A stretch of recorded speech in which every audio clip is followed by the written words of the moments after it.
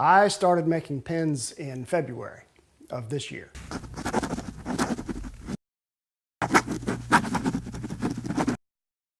I've been a woodworker since 1978, made furniture and toys and all kinds of wooden things, but I never did pins before. I never did much in the way of turning on a lathe. In February of this year, we went to visit our daughter who lives in Atlanta with her family, and there's a hardware store, woodworking store there in the Atlanta area that has woodworking classes, and they were offering a one-day how to make a pin class. So I took the one-day class, fell in love with the process, and started buying the materials and equipment and the raw stuff that you make pins out of, and started teaching myself how to make pins, and graduated then to bottle stoppers and keychains and ice cream scoops. This is the kind of material that the wooden pins start out from. I've always wanted to work with exotic woods, and this is an opportunity to do it. I also purchase from vendors on the internet pieces of acrylic. I happen to like the ones that are wild colors mixed.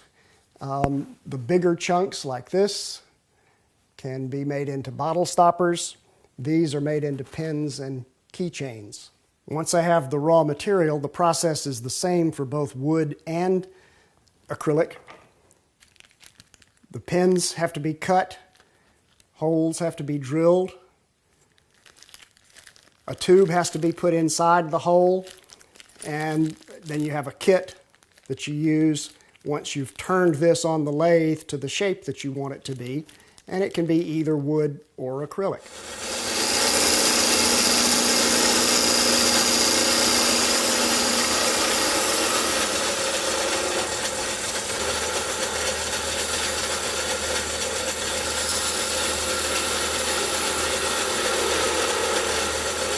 Once the pin or keychain has been turned on the lathe, it goes through a sanding process. There's 5 grades of sandpaper up to 800 grit.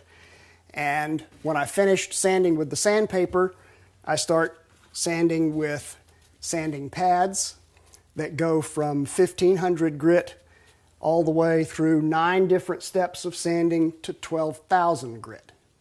After the 12,000 grit sanding, then I use paper towels, and there's a buffing wax that I put on it. And the final step is to use a product that is a mixture of liquid wax and shellac, and I put a heat finish on it, friction finish, that melts the shellac into the wax and melts it into the wood and makes a permanent finish. This is an ice cream scoop. The block of wood starts out looking like this.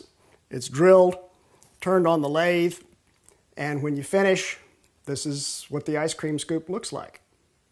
As I said, the process is the same for acrylic as it is for wood, and this is the finished product. When you finish turning it on the lathe and put the kit together, this is what it looks like.